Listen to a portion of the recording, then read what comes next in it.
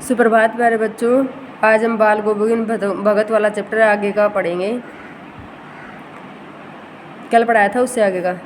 देखिए, कार्तिक आया, कार्तिक मतलब कार्तिक मास आया नहीं कि बाल गोविंद भगत की प्रभातियाँ शुरू हुई। प्रभातियाँ वो होती हैं जो सुबह जल्दी उठ करके भजन कीर्तन गाए जाते हैं, मतलब कुछ शब्द गाए जाते हैं तो उनको प्रभातियाँ कहते हैं, सूरज निकलने से पहले। भगत की प्रभातियाँ शुरू हुई जो फागुन तक चला करती, मतलब कार्तिक में शुरू होती और फागुन तक चलती। इन दिनों वह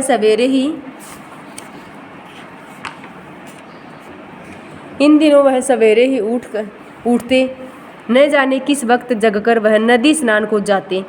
गांव से 2 मील दूर जाते, वहां से नहा धोकर लौटते और गांव के बाहरी पोखर मतलब एक तालाब के ऊंचे भिंडे पर, ऊंचे टिल्ले के ऊपर अपनी खंजड़ी लेकर जा बैठते और अपने गाने टेरने लगते, मतलब गाने लग जाते। मैं शुरू से ही देर तक सोने वाला हूँ, किंतु एक दिन माँ की उस दांत किटकिटाने वाली भोर, मतलब बहुत ज़्यादा सर्दी, भोर में भी उनका संगीत मुझे पोखरे पर ले आया, उनके पास मैं आ गया।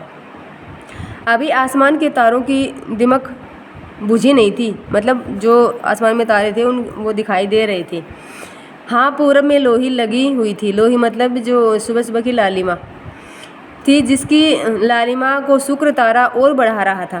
खेत, बगीचा, घर सब पर कुहासा मतलब कोहरा छा रहा था। सारा वातावरण अजीब रहस्य से आवृत मालूम पड़ता था। उस रहस्यमय वातावरण में एक उसकी चटाई पर, मतलब घास की चटाई पर, पूरब की तरफ मुँह करके काली कंबल ओढ़े बाल गोविंद भगत अपनी खंजड़ी लिए बैठे थे।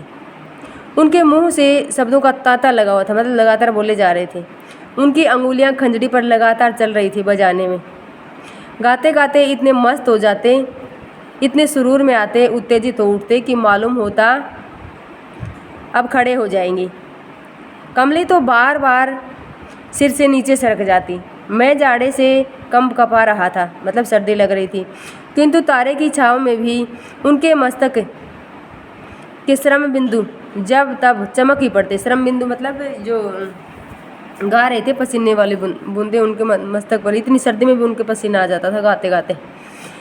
गर्मी में उनकी संध्या मतलब शाम के समय जो भजन कीर्तन पूजा पाठ वाला, गर्मी में उनकी संध्या कितनी उमस भरी शाम को न शीतल करती।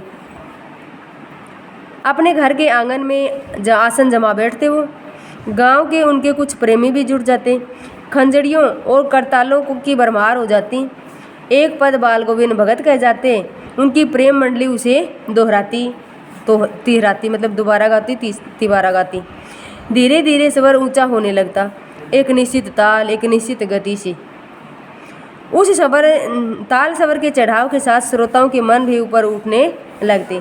धीरे धीरे मन तन पर हावी हो जाता। होते होते एक क्षण ऐसा आता कि बीच में खंजड़ी लिए बाल गोविंद भगत नाच रहे हैं और उनके साथ ही सबकी तन और मन नृत्यशील हो रहे, मतलब सारे के सारे नाचने लग जाते हैं। सारा आंगन नृत्य और संगीत से ओतप्रोत हो जाता है। बाल गोविंद भगत की संगीत साधना का चरम उत्कर्ष उस दिन देखा गया जिस दिन उनका बेटा मरा। इकलौता बेटा था वह, इकलौता बेटा था उनके। कुछ सुस्त और बोधा सा था, मतलब थोड़ा भोला सा था, किंतु इसी कारण बाल गोविंद भगत उसे और भी मानते।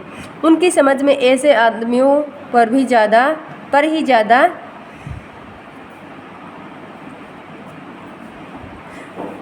मतलब ध्यान रखना चाहिए और उनसे प्यार करना चाहिए, क्योंकि ये निगरानी और मोहब्बत के ज़्यादा हकदार होते हैं। बड़ी साध से उसकी शादी कराई थी। पतो बड़ी ही सुभग, मतलब भाग्यशाली, अच्छा व्यवहार था, सुशील थी, सारे गुण थे उसमें। उसी ने पूरी मतलब अच्छी पतो थी।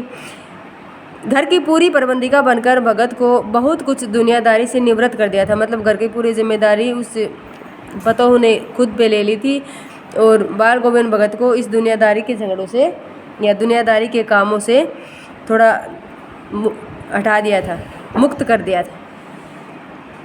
किंतु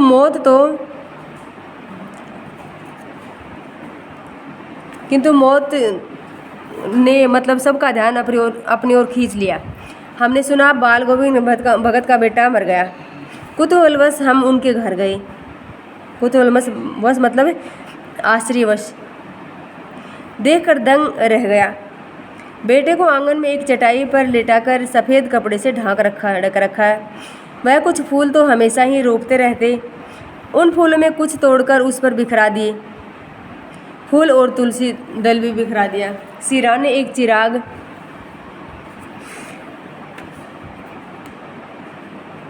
चिराग जलाकर रखा और उसके सामने ज़मीन पर ही आसन जमाए गीत गाए चले जा रहे हैं।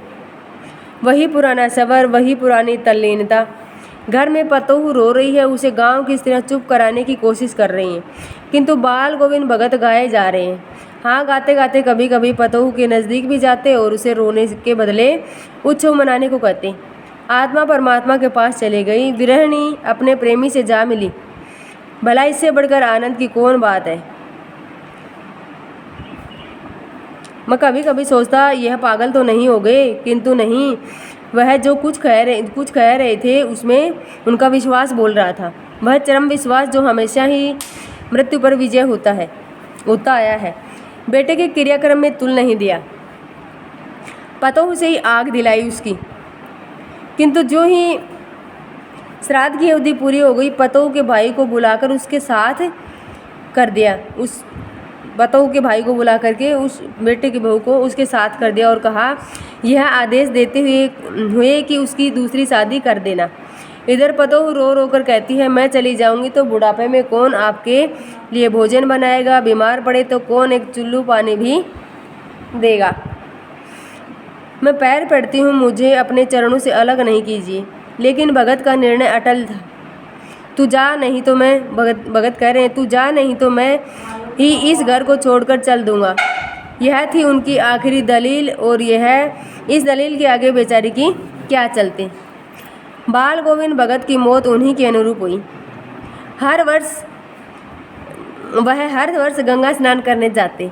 स्नान पर उतनी आस्था नहीं रखते जितनी संत समागम मतलब सत्संग में और लोक दर्शन पर रखते थे। पैदल ही जाते। करीब 30 कोस पर गंगा थी। साधु को संबल लेने का क्या हक है। वो सोचते थे कि साधु लोग हैं, उनको किसी का सहारा लेने की ज़रूरत नहीं होती है, और गृहस्थ किसी से भिक्षा क्यों मांगे। अतः घर से खाकर चलते तो फिर घर पर लौटकर ही खाते। रास्ते भर खंजड़ी बजाते गाते, जहाँ प्यास लगती पानी पी लेते। 4-5 दिन आने जाने में लगते। किंतु इस लंबे उपवास में भी वही मस्ती। अब बुढ़ापा आ गया था, किंतु टेक वही जवानी वाली थी। इस बार लौटे तो तबीयत कुछ सुस्त थी, कमज़ोर थी। खाने पीने के बाद भी तबीयत नहीं सुधरी। थोड़ा बुखार होने लगा, किंतु नेम व्रत को छोड़ने वाले नहीं थे। वो नेम धर्म करने वाले थे। वही दोनों वक्त गीत गाते, स्नान ध्यान करते, खेती बाड़ी करते। दिन दिन छीजने लगे, मतलब दिन दिन कमज़ोर होने लग गए। लोगों ने नहाने धोने से मना किया, आराम करने को कहा, किंतु हंस करके टाल देते। उस दिन भी संध्या में गीत गाए, किंतु मालूम होता जैसे तागा टूट गया हो। ऐसा लग रहा था जैसे कुछ आवाज़ अस्त सी हो रही थी। माला का एक एक दाना बिखरा हुआ। भोर में लोगों ने गीत नहीं सुना। जब सुबह देखा कि गीत की आवाज़ नहीं आ रही है, तो जाकर देखा तो बाल गोविंद भगत नहीं रहे। सिर्फ उनका पंजर पड़ा था, सिर्फ उनकी एक अड़ियों का ढांचा वहाँ पड़ा हुआ था। Thank you.